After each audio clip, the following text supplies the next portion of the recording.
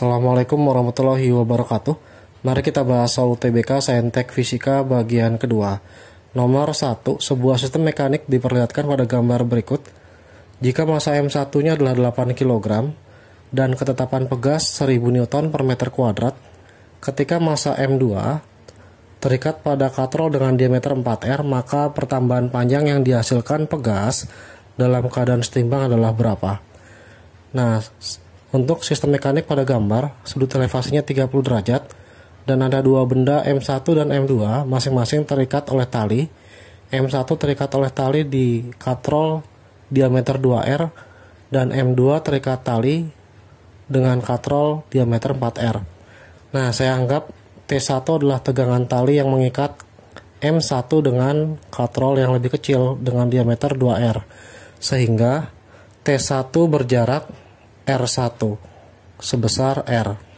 Nah, kemudian untuk yang M2 ketika diurai, maka untuk M2 punya gaya berat W2 yaitu M2 kali G, sedangkan ditarik oleh T2 atau tegangan tali yang kedua, di mana tegangan tali yang kedua sendiri terikat oleh R2. Nah, R2 sendiri diameter katrolnya adalah 4R, maka jari-jarinya adalah 2R. Nah, karena dalam keadaan setimbang, maka sigma torsinya harus 0, di mana sigma torsi sendiri adalah sigma F kali R sama dengan 0. Nah, sesuai dengan arahnya, maka T1 R1 yaitu tegangan tali pertama dikalikan jarak jari-jari R1 karena terikat pada katrol yang kecil. Kemudian karena arahnya berlawanan dikurang dengan T2 dikalikan oleh R2 sama dengan 0. T2 sendiri milik tali yang terikat pada massa M2 dan dikalikan R2, R2 nya sendiri adalah 2R, sehingga ketika T1 R1 tetap pindah ruas maka menjadi T2 R2. T1 nya sendiri adalah T2 R2 dibagi oleh R1. Ini dapat persamaan pertama. Setelah mendapatkan persamaan pertama, yaitu T1 sama dengan T2R2 dibagi oleh R1 yang dituliskan di sebelah kiri bawah gambar, maka ada sistem lain yaitu T1 atau tegangan tali yang pertama yang terikat pada massa benda pertama dan gaya pegas, sehingga ketika T1 tertarik oleh M1, maka gaya pegasnya pun arahnya berlawanan, yaitu sebesar Fp, disingkat dengan gaya pegas. Maka ketika benda M1 tidak bergerak, sigma F sama dengan 0, yaitu T1 dikurang gaya pegas sama dengan 0. Ketika pindah ruas, maka T1 sama dengan Fp, di mana Fp-nya sendiri adalah gaya pegas, yaitu K dikalikan oleh delta X, di mana sesuai dengan teorinya, yaitu untuk gaya pegas perkalian dari konstanta pegas atau ketetapan pegas dengan delta X sebagai pertambahan panjang. Inilah persamaan kedua. Nah, setelah mendapatkan persamaan kedua, maka akan ada persamaan yang ketiga melalui benda M2.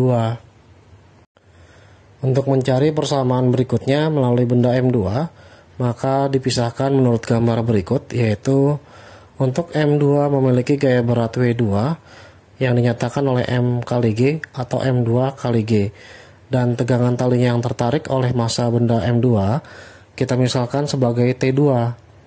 Nah, di mana sigma F sama dengan 0, maka T2 min W2 sama dengan 0, sehingga pindah ruas T sama dengan W atau T2 sama dengan W2.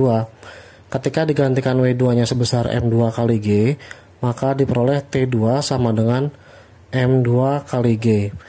Nah, ketika mendapatkan bentuk T2 sama dengan M2 kali G, substitusikan ke persamaan pertama, di mana persamaan pertama memiliki T1 sama dengan T2 kali R2 dibagi oleh R1, di mana T2-nya diganti dengan M2 kali G, kemudian R2-nya yaitu jari-jari yang dilalui tegangan kedua.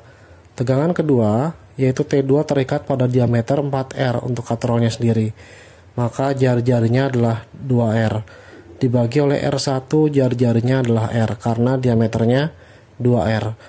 Nah, R bagi R adalah habis, maka T1 diperoleh menjadi persamaan 2 kali M2 dikali oleh G, di mana G-nya sendiri adalah 10. Jika tidak diberitahukan, 2 kali M2 dikali G sama dengan 2 kali 10, kita ganti G-nya sebesar 10 meter per sekon kuadrat. Nah, 2 kali 10 menjadi 20 kali M2. Nah, inilah persamaan yang baru untuk T1, anggap persamaan ke-3. Hasil substitusi persamaan pertama dengan T2 sebesar M2 kali G. Kemudian sistem berikutnya adalah yaitu yang terjadi pada M1 yang terletak pada sudut 30 derajat di bidang miring. Terdapat garis gaya ke arah bawah, yaitu W sin theta. Kemudian tertarik oleh gaya T1 atau tegangan tali yang pertama dan gaya pegas sebesar Fp, di mana jumlah ruas kiri dengan ruas kanan harus sama atau sigma F-nya harus 0 karena benda dalam keadaan tidak gerak atau setimbang, yaitu W sin theta. Jangan lupa W1 karena terjadi pada benda M1 karena arahnya berlawanan untuk T1 dan gaya pegas Fp, jadi minus T1 minus gaya pegas sama dengan 0. Pindah ruas, W1 kali sin theta sama dengan T1 ditambah gaya pegas. W1 sendiri adalah M1 kali G dikali sin 30 derajat sama dengan T1 nya diambil dari persamaan kedua ataupun persamaan ketiga. Tapi karena yang dipinta adalah persamaan panjang, maka gunakan persamaan yang kedua. Persamaan yang kedua adalah K delta X ditambah Fp-nya sendiri adalah K delta X. M1-nya sudah ada 8, kemudian dikali 10, sin 30 adalah setengah, sama dengan K delta X ditambah K delta X menjadi 2K delta X. Nah, 8 kali 10 kali setengah menjadi 40, sama dengan 2.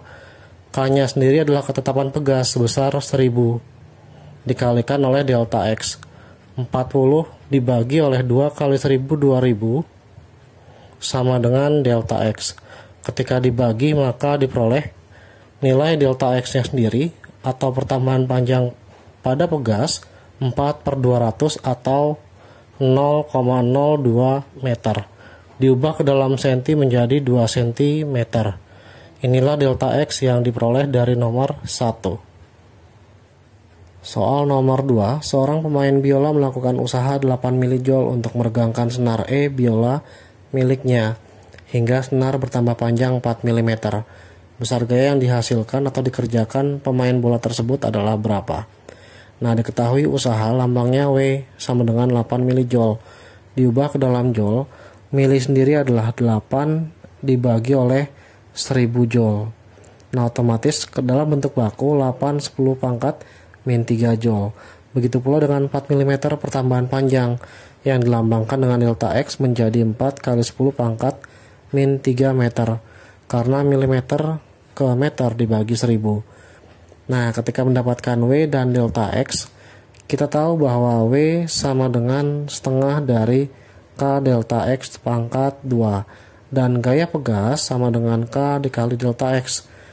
Nah, gaya pegas sendiri digunakan untuk mencari pergangan atau pertambahan panjang. Ketika diurai, maka W sama dengan 1/2 K delta X dikali oleh delta X.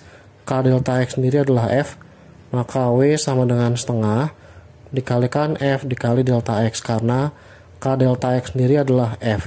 Ketika dikali silang, 2W sama dengan F dikalikan delta X, di mana F-nya sendiri 2W dibagi oleh delta X. Kita ganti W-nya sebesar 8 10 pangkat min 3. Kemudian delta X-nya sendiri sudah ada sebesar 4 kali 10 pangkat min 3. 10 pangkat min 3 dibagi 10 pangkat min 3 adalah 1. 2 kali 8 adalah 16 dibagi oleh 4. Hasilnya 4, satuannya Newton. Inilah jawaban contoh soal nomor 2. Soal nomor 3. Pada wadah tertutup terdapat 500 gram es dan 700 gram air pada keadaan setimbang, yaitu 0 derajat dengan tekanan tetap 1 atm. Selanjutnya air dan es dipanaskan bersama-sama selama 160 detik pada tekanan tetap menggunakan pemanas dengan daya 2100 watt. Jika kalor lebur es 80 kal per gram, kalor jenis air 1 kal per gram derajat Celcius dan 1 kalori sama dengan 4,2 joule, maka besar efisiensi pemanas pada suhu 20 derajat adalah berapa? Nah, mula-mula untuk menjawabnya, es dan air masing-masing memiliki massa 500 dan 700 gram, maka saat mula-mula suhunya adalah 0 derajat, kita tahu bahwa suhu akhirnya atau T keduanya adalah 20 derajat Celcius. Dalam hal ini, untuk si es, grafiknya adalah awalnya 0 derajat, kemudian naik hingga titik 20 derajat. Maka kalornya si es, yaitu kalor lebur, karena berubah dari es jadi air, ditambah kalor saat dia naik, yaitu perubahan menjadi air. Nah, QL sendiri atau kalor lebur adalah M kali L, ditambah ketika ada naik, MC delta T. Nah, ML sendiri adalah masanya si es, 500 dikalikan oleh kalor leburnya si es, yaitu 80. Kemudian ditambah dengan 500 dikalikan setelah menjadi air, kalor jenisnya adalah 1. Delta T-nya sendiri naik dari 0 derajat ke 20 derajat, yaitu 20 dikurang 0.